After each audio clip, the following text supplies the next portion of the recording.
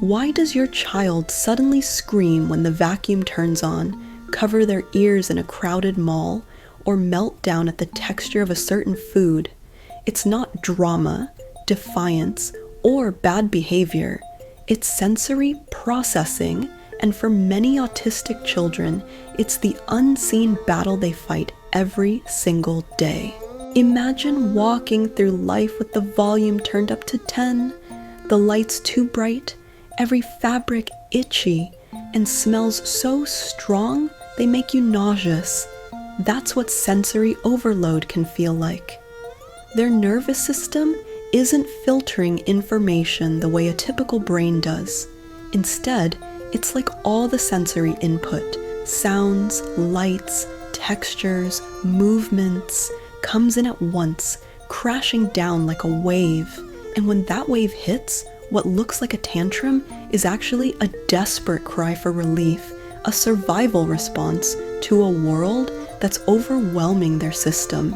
Some children are hypersensitive, where even the light touch of a shirt tag or the buzz of a fluorescent light can send them spiraling.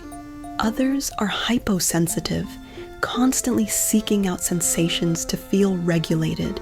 They may spin, crash into things, make loud noises, or put everything in their mouth just to feel where they are in space. And some are a mix of both, shifting moment by moment.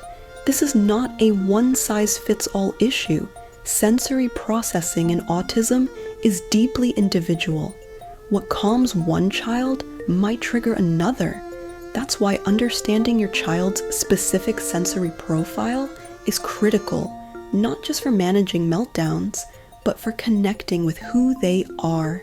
When you learn to see the world through their senses, you stop labeling them as picky or aggressive or lazy, and you start to realize they're doing the best they can with a brain that's wired differently. They're not trying to make life difficult. They're trying to survive in an environment that wasn't designed for their nervous system. And this understanding shifts everything. Instead of punishing or correcting, you start accommodating. Noise-canceling headphones, soft clothing, calm-down corners, weighted blankets, sensory diets.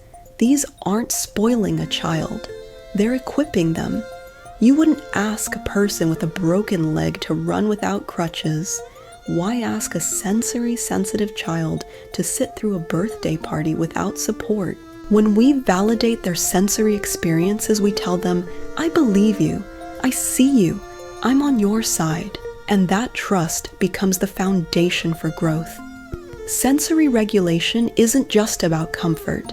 It's tied to attention, learning, behavior, and emotional resilience. A child who feels safe in their body is a child who's ready to engage, to connect, to learn.